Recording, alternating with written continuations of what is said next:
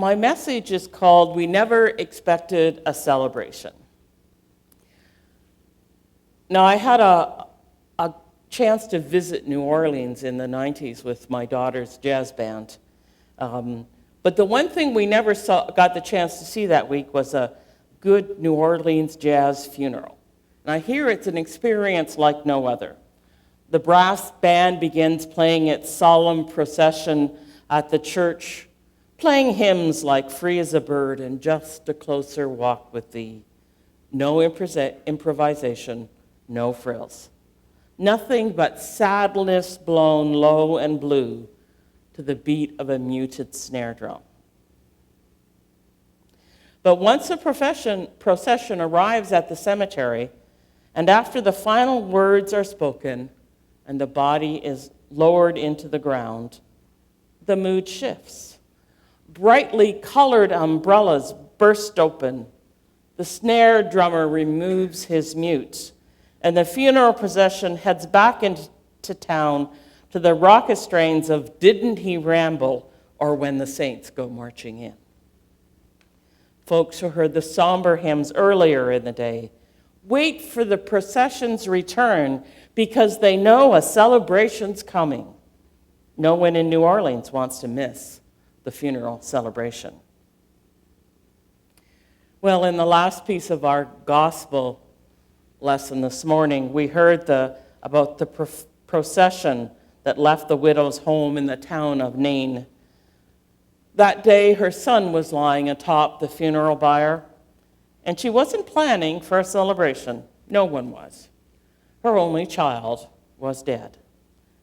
What appears to be her last living male relative gone. Not only was she without the consolation of her family, there was no expectation, no hope that she had any other means of support. There weren't any other male relatives in evidence. There was no idea that there would be a celebration at the end of the day. They mourned and they wailed. And then they made their slow way to the cemetery outside of town, the keening of the mourners piercing the daytime din of village life. But as this procession emerges from the city gates, the funeral procession meets another entourage entering the city. A man leaves the crowd and approaches the mother. He looks at her and says, "Do not weep." If the crowd hadn't hushed before that, I'm sure they did at that point. And then when the man touches the bier on which the woman's son lies, and when he bids the dead young man rise, and he does. The text doesn't say so, but I'm guessing that there might be one or two jaws dropped open at that moment. But once the shock wears off, the bright umbrellas burst open, the mutes fall away, the horns start blowing, and the celebration begins. They cut loose with some singing, maybe even some ancient version of a jazz scat, who knows?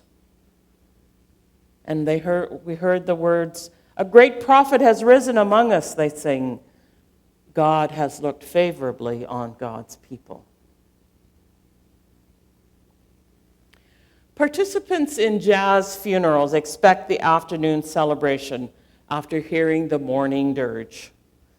But this mother, and certainly not her son, no one in the crowd of the mourners in Maine could have imagined that by the day's end, the funeral procession would become a street party. But it did. And you know, that's great. The woman loses her son, she loses her husband, and it's great that her son comes back to life. It's great that she's likely saved from living on the streets. It's great that the crowd rejoices and glorifies God, and that the celebration is heard all across the countryside, from Nain throughout Galilee and even down to Judea. It is just great. But there's one thing about the text that, if not troubling, might be a little annoying to some. Jesus heals a lot of people in the Gospel of Luke. A woman approaches him at a dinner party and pours perfume on his feet. Another woman battles through a crowd just to touch the hem of his robe. And just the beginning of today's story, a centurion sends word through his friends that his servant is ill. Just give the word, the man says, and I know he'll be healed. Jesus praises all three people and attributes their healing to faith. But the woman in today's story, she doesn't ask Jesus to raise her son. She doesn't fall on her knees and beg for her son's life. All she does is cry. Of course, that's maybe the reason she doesn't ask Jesus for a resurrection. It's not from the lack of faith. It's just she thinks it's too late, and she's so overwrought with her grief. But if that's the case, why doesn't she at least say thank you? Or if she did say thank you, why doesn't the gospel writer record her response? Or the woman's son? When he sits up on the bier, the gospel writer says the man begins to speak. But if one of the things he said was thank you, we don't have a record of that. It could be that the mother and son joined in the celebration with the rest of the crowd. More than likely they did. But why didn't the gospel writer tell us that? In other stories in Luke, people's healing is attributed to their faith. Or if the healing happens without a request for it, like the bent-over woman a few chapters later, they at least say thank you or begin praising God. But in today's story, no word about faith, not one word about gratitude or praise, just a mother's tears before the raising and a son's random talking about it. So maybe this story isn't about faith. Maybe it's not about gratitude. Maybe this story is about grace, pure, unadulterated, undiluted, unbidden, unearned, unasked for grace.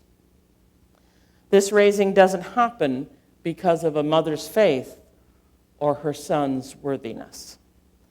It happens because Jesus has compassion for her. Period. End of story. The mother didn't have to act faithfully. The son didn't have to live gratefully. It could be that both mother and son were faithful and grateful.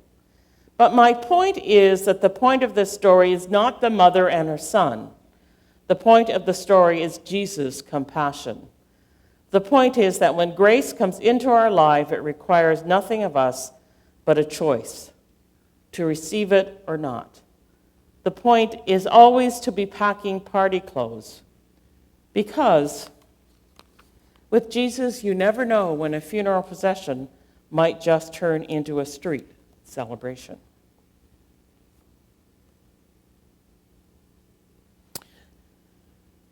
There was no street celebration, no brass band or snare drum or festive umbrellas.